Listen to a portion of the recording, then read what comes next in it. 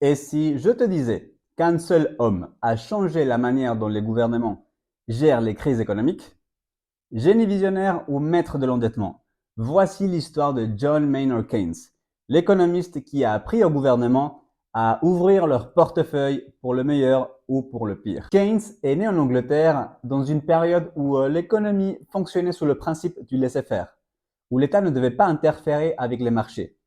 Mais en 1929, avec la Grande Dépression, tout s'effondre, l'économie globale chute. Et tandis que certains économistes prêchaient la patience, affirmant que le marché finirait bien par se réajuster, Keynes disait qu'il n'y avait pas de temps à perdre. Et c'est là qu'intervient son idée révolutionnaire. En cas de crise, l'État doit intervenir. L'État doit agir. Et comment? En dépensant. Et ça peut sembler un peu paradoxal, n'est-ce pas? Car en période de crise, ne faudrait-il pas économiser? Selon Keynes, non. Ce qui est important, c'est de stimuler la demande. Et si les ménages et les entreprises n'osent plus dépenser par peur de l'avenir, c'est alors à l'État de prendre le relais. Il doit investir, financer des projets, embaucher, construire des routes. En gros, il doit injecter de l'argent dans l'économie pour relancer la machine. Imagine que l'économie soit une voiture en panne. Certains diraient qu'il faut attendre qu'elle redémarre toute seule. Mais Keynes nous dit qu'il faut pousser.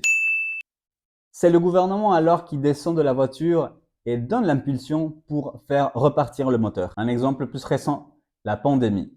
Beaucoup de pays ont distribué des chèques de relance, des aides, des subventions pour éviter un effondrement économique. Et ça, c'est du keynésianisme pur et dur. Mais alors, où l'État trouve-t-il cet argent? C'est là qu'interviennent les déficits publics.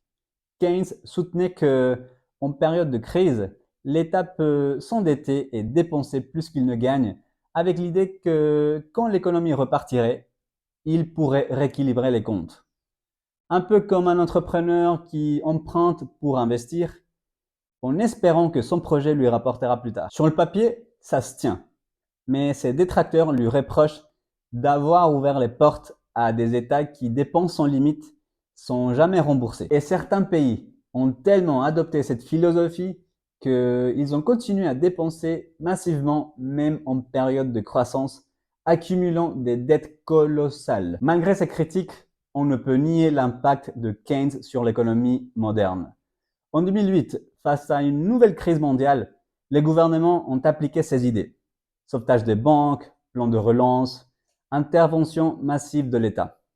Et aujourd'hui encore, à chaque fois qu'un pays met en place des stimulus économiques, des subventions ou des grands investissements publics, on voit Keynes en action. En résumé, Keynes n'a pas seulement transformé la théorie économique.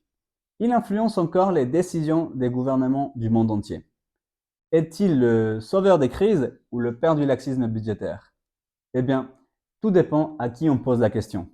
Ce qui est sûr, c'est que son héritage continue d'alimenter les débats économiques d'aujourd'hui. Et voilà, c'était tout pour cette vidéo. Si vous êtes arrivé jusqu'ici, j'espère que vous avez aimé. J'espère que vous avez appris quelque chose de nouveau. N'oubliez pas de liker la vidéo et de vous abonner pour ne pas être pris au dépourvu par l'économie. Il ne me restait plus qu'à vous dire bonne journée remplie d'harmonie et que l'économie vous sourit. À bientôt dans la prochaine vidéo. Salut!